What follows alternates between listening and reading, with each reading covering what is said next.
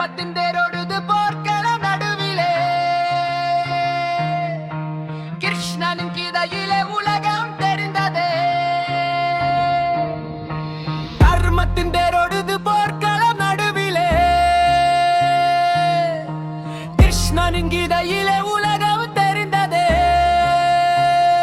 அநீதிக்கு முடிவெழுதி நீதிக்கு குரல் கொடுத்து மகாபாரதம் சொல்கிறது மனிதன் வாழ்வதையே.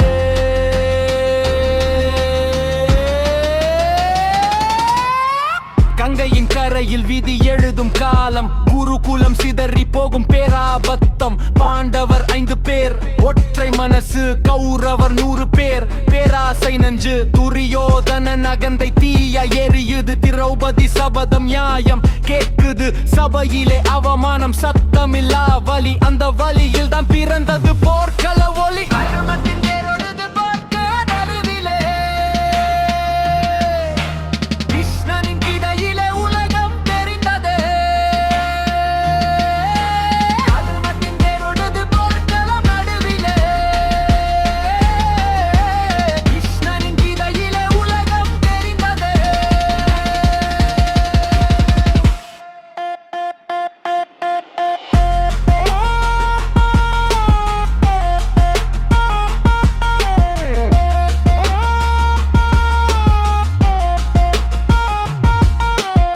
அர்ஜுனன் தயக்கம், கண்ணீரின் பாரம்.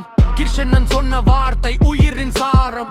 கடமை செய், பயன் வேண்டாம். கீதையின் ஒளி காலம் கடந்தும் மனிதனுக்கு அதுவே வழி. பீஷ்மரின் உறுதி, கர்ணனின் தியாகம், துரோணரின் கலை, வீரத்தின் விளக்கம்.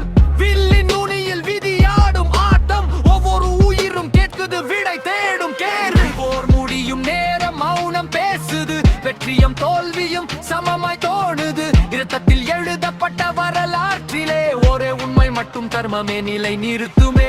அரியணை கிடைத்தும் அமைதி தேடல். யுதிஷ்டிரன் மனசில் பொறுப்பின் சுமை.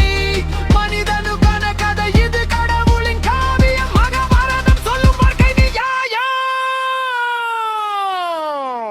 தர்மத்தின் தேரோடுது காலங்களை கடந்து. கீதையின் ஓசை இன்னும் உலகை எழுப்புது. அநீதிக்கு முடிவெழுதி நீதிக்கு விளக்கு ஏற்றி மகாபாரதம் வாழ்கிறது. மலிதபிதயமத்தின் தேரோடுது போர்க்களம் நடுவிலே.